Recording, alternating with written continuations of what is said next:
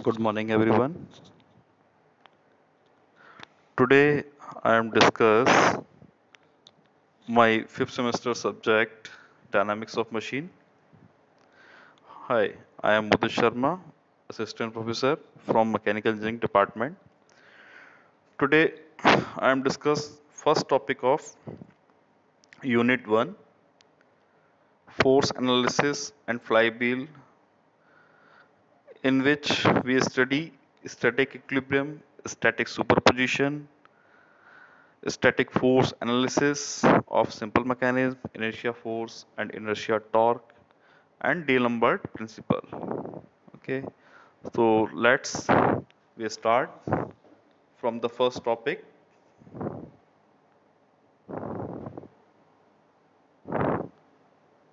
What is equilibrium? A body is said to be in equilibrium if it is at rest or moving with uniform velocity. We can say that if the linear and angular acceleration of a body are zero. The body is said to be in equilibrium. Otherwise, we can say that when two or more forces act on a body such that their resultant or combining effect on the body is zero and the body retains its state of rest or of uniform motion, then the body is said to be in equilibrium. For example, let us take suppose if we use a weighting machine, if we use a weighting machine in which same weight of same weight of two person are sitting on one side and other side. If the marking marking symbol on the state, then we can say that it is the state of equilibrium. Okay. So with the respect of state of a body, equilibrium may be divided into the two categories: static equilibrium and dynamic equilibrium. First, we study static equilibrium. Okay, what is static equilibrium? Is the combin- combination effect of all forces acting on the body is zero, and the body is in state of rest, and its equilibrium term as a static equilibrium. For example, for all stationary bodies, static in static equilibrium. Let us suppose that if I am studying on my study table, one book are put on this study table, then we can see that the force calculation about this. It's all horizontal component of forces and all vertical component of forces about this book on the study table will be zero. Summation of the all horizontal and vertical forces zero, which is explained in this given diagram. Here, a book put on the study table and we calculate its normal force, its gravitational force, etc. Okay. Now, we explain dynamic equilibrium. What is dynamic equilibrium? When a body is in a state of uniform motion and the resultant of the all forces upon it is zero, then it is said to be dynamic equilibrium. Example, jump by the using parachute. Jump by the using parachute. This is the example of dynamic equilibrium.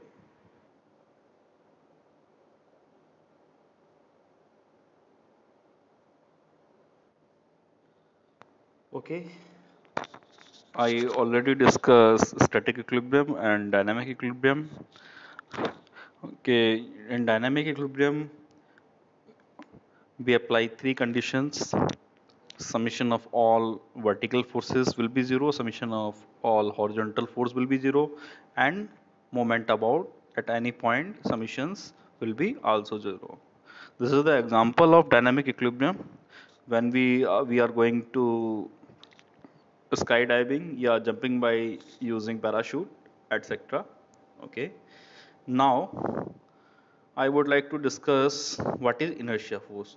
So before discussing inertia force, I am discussing what is force. Force is a pull or push which acts on a body, change or tends to its state of rest or motion. Okay. A force is a completely characterized by the point of application, its magnitude and direction.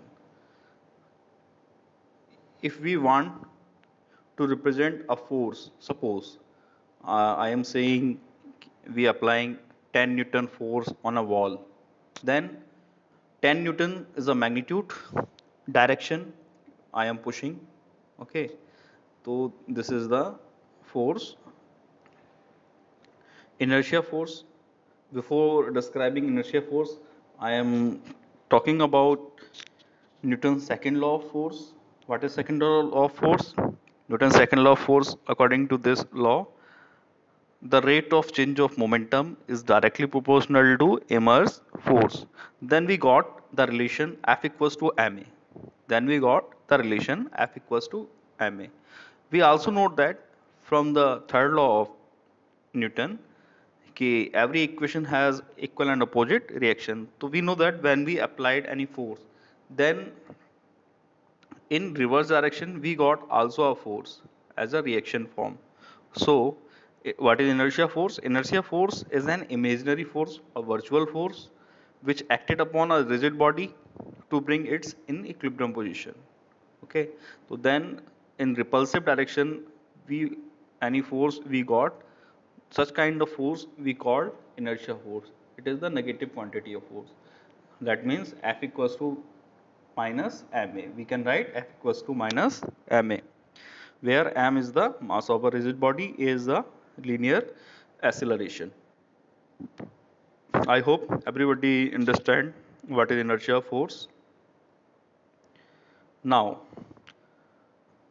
the inertia force is an imaginary force which is applied in opposite direction. It is rises due to the mass of the rotating or reciprocating part of a machine. Okay, so now we are going to do some analysis, static force analysis, dynamic force analysis. So first of all, I would like to describe what is static force analysis. If the magnitude of inertia force is negligible as compared to externally force or load, and hence it is neglected, and the analysis as compared to mechanism is called static force analysis.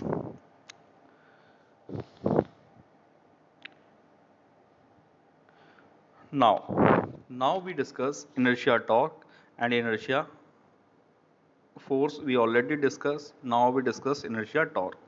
We know that what is torque. Torque is a rotating couple. We know that the value of torque T equals to I alpha, where I is the mass moment of inertia and alpha is the angular acceleration. So when we got in negative direction any kind of repulsive torque, that is called inertia torque. Okay, so what is inertia torque? It is an imaginary torque which is when applied upon a rigid body bring its equilibrium position, and it is equal to the accelerating couple in opposite direction. So we understand what is inertia force, inertia torque. Okay, now I am going to discuss D'Alembert principle. Okay, before discussing D'Alembert principle, we discuss second law of force.